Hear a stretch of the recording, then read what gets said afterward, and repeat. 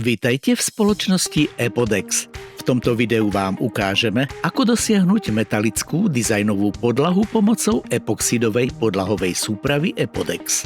Na prípravu podlahy budete potrebovať komponent A a B EP Primer, predĺžovaciu tyč, gumenú stierku, valček s rukoveťou, miešadlo a bezdrôtový skrutkovač.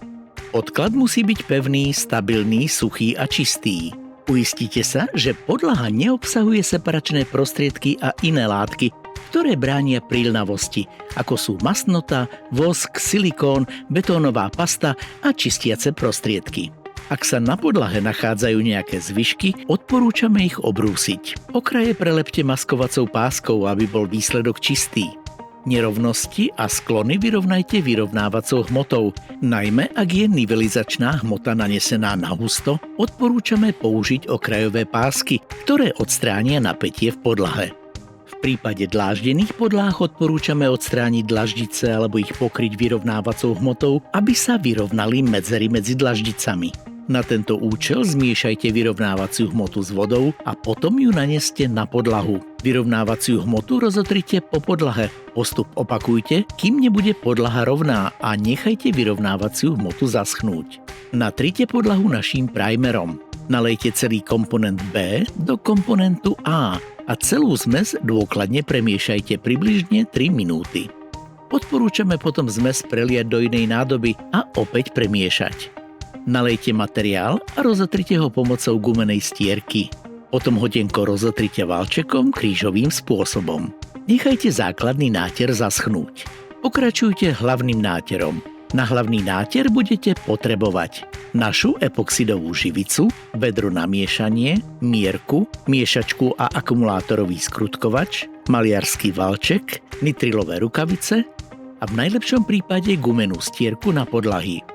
Na chôdzu po epoxidovej vrstve odporúčame používať topánky na prevzdušnenie trávnika a aplikáciu živice s tupými hrotmi. Používanie topánok s ostrými hrotmi sa neodporúča, pretože môžu poškodiť základný náter a spôsobiť tvorbu pľusgierov. Naše systémy epoxidových živíc sa skladajú zo živice, tužidla a potrebných pigmentov.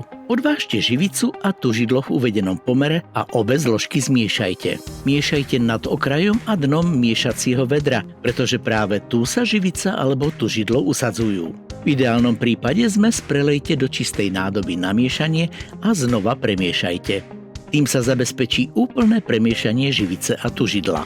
Epoxidovú zmes vylejte na povrch i hneď po premiešaní, pretože materiál by sa mohol začať variť v miešacom vedre.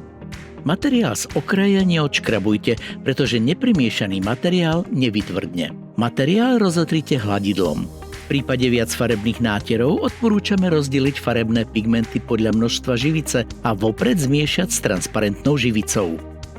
Potom zmiešajte farebnú živicu s príslušným množstvom tužidla. Farby nalejte ako zvýraznenie na hlavnú vrstvu a naneste ich na mokro.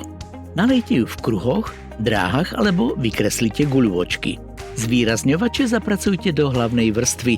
Čím intenzívnejšie farby zapracujete, tým viac sa budú prelínať. Ak si želáte, môžete povlak zapečatiť našou matnou polyuretánovou živicou na zvýšenie odolnosti proti poškrabaniu. Prajeme príjemnú prácu s našimi produktmi. Váš tím Epodex.